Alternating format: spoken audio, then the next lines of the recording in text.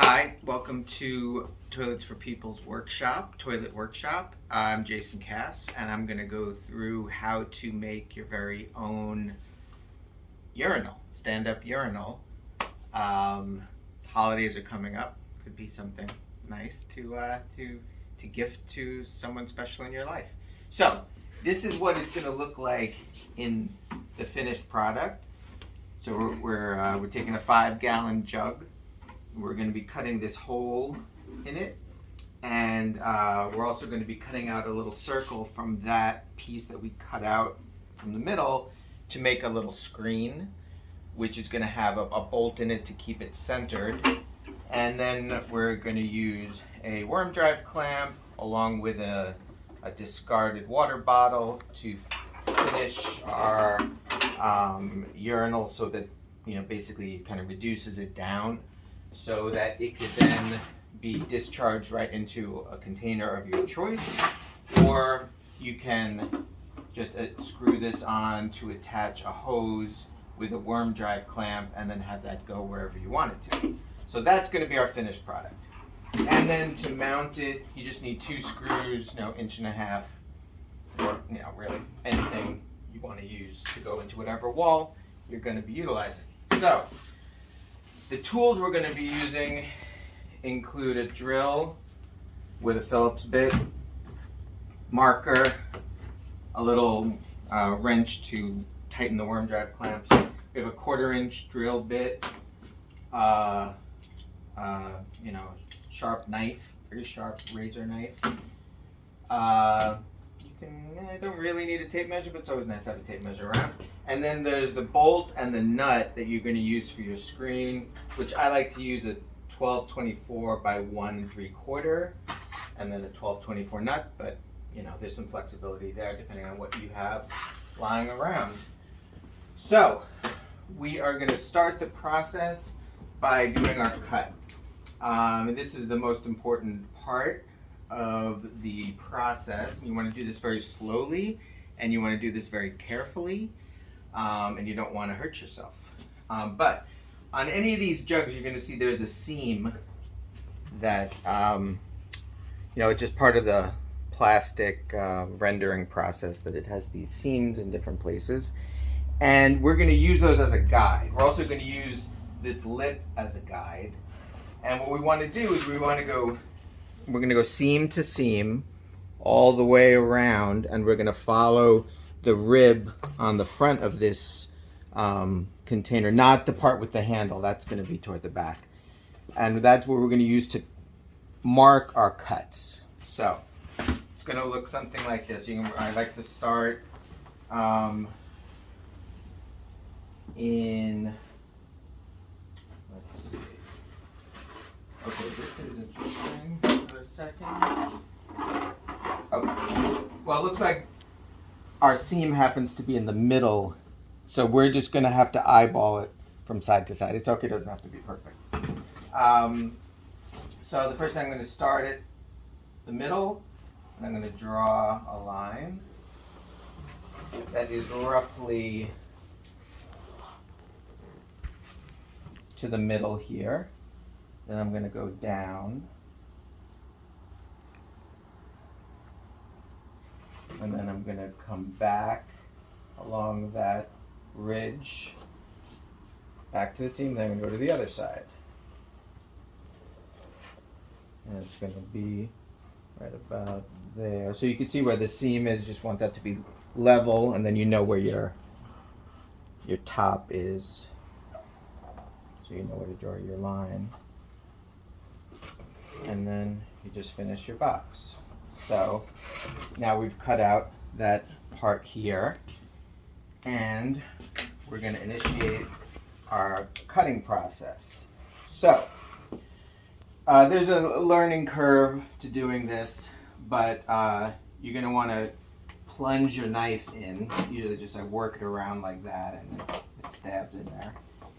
And then once it's in the plastic, I like to angle it. Actually, you know what I'm going to do? I'm going to put on safety glasses because I didn't do that before. Okay, so now I'm back with safety glasses. And I should have had these on from the beginning. My apologies. hand protection, very important. Eye protection, even more important. Because the way you're going to be doing this, it's possible that the blade could break and go flying, who knows.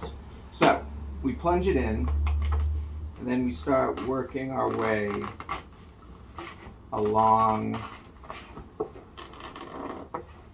the marked area.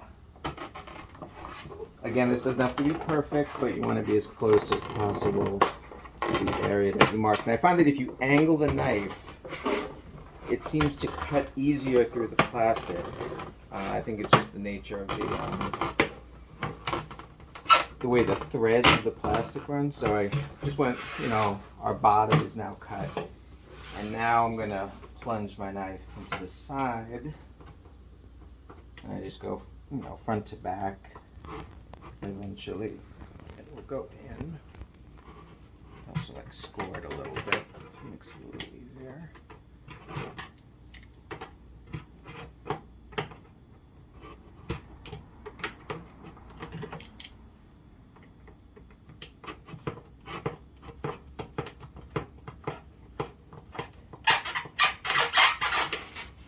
And once it's in, just draw it.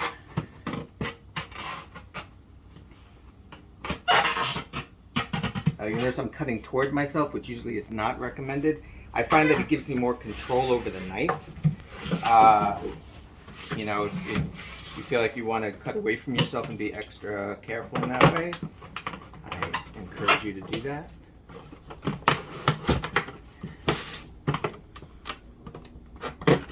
So now that corner is freed up. And this is all done, so I'm going to plunge my knife in again over here.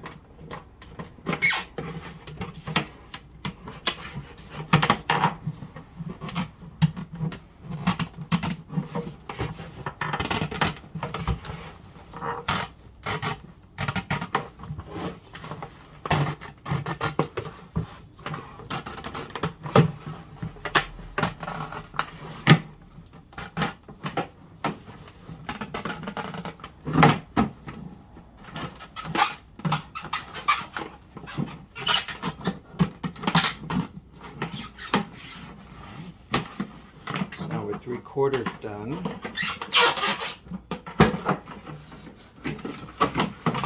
Do our last plunge over here.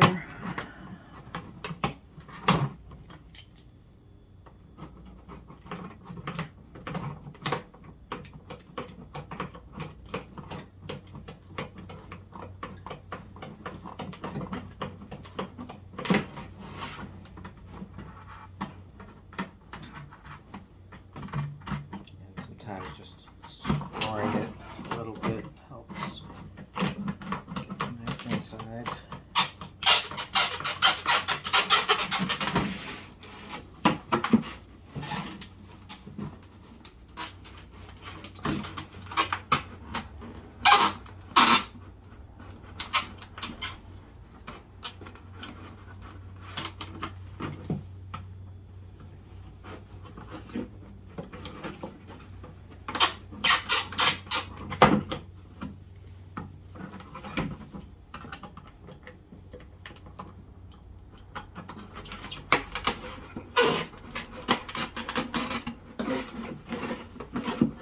See how I was having trouble there, but then angling the knife really helps.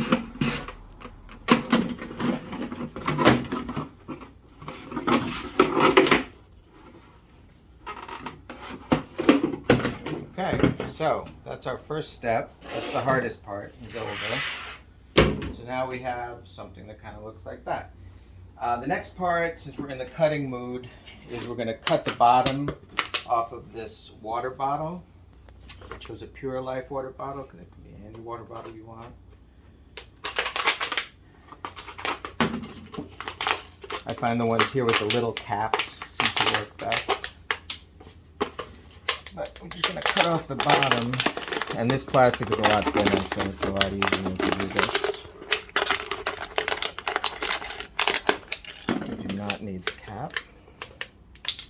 And that's going to fit nicely right on there. The worm drive temp, that's why you need a tape measure. So I can measure it and say this is like a worm drive clamp that's somewhere between like 2 3/4 is more or less the size that you need.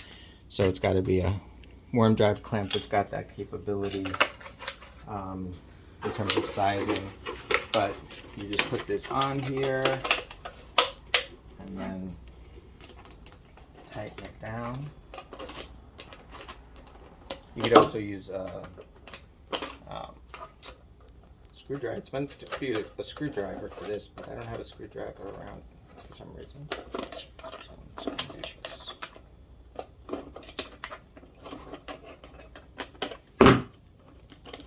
Also, do it by hand.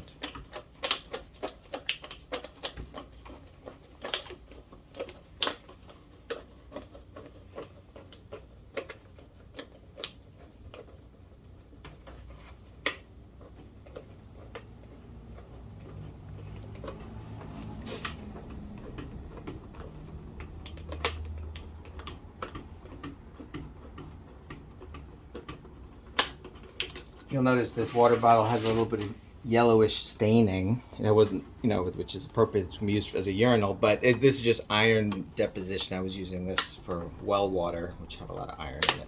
So you just have to wipe that out and make it pretty. So that's it for a reducer. And then the next step is, as I said before, this 1 1/4 hose. So it's 1 1/4 OD, outside diameter hose is really what you want. The inside diameter is closer to 1 inch, roughly. But it's a nice size because even if you don't have this worm drive clamp, which needs to be 1 1/4 inch, it just happens to screw on there just really nicely.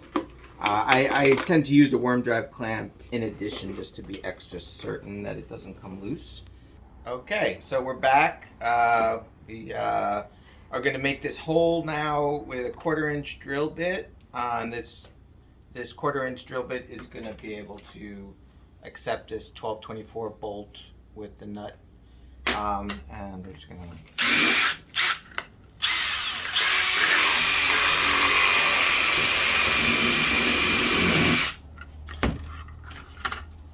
that's not the good. I should have the other kind of drill. I don't have my tools here, so I'm kind of dealing with what I got. But this drill bit is not really grabbing. But we're still going to try to do it anyway.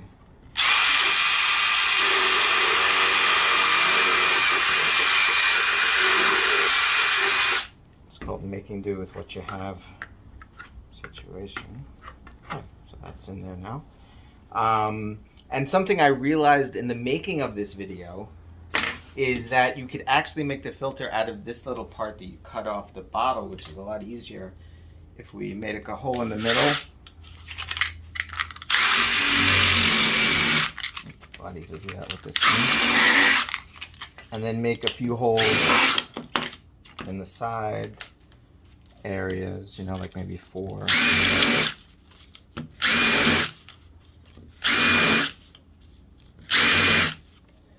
Then what you can do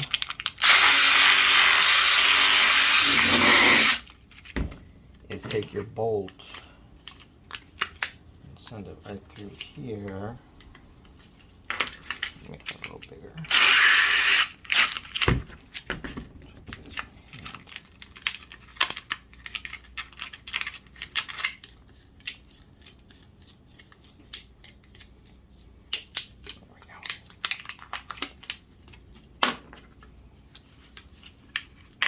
Send your bolt through, and then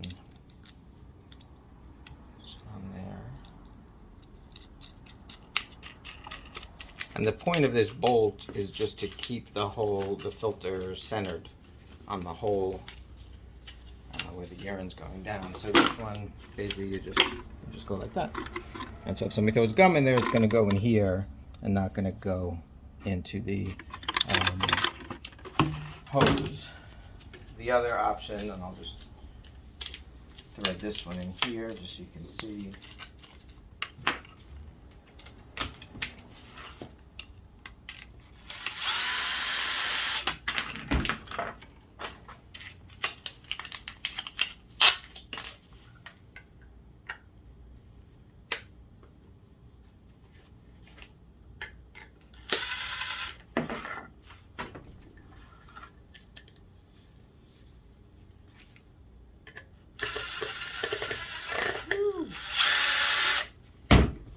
Okay. And so that's how that one is finished. So now, having placed our filter in the spot, we are officially finished with our TFP stand-up urinal. It's got the filter, the reducer, the hose, or go into the container. It takes, maybe 15 minutes or so, and you're all done. And if you have any questions, you can contact me at jason@toiletsforpeople.com. Thanks a lot. Bye.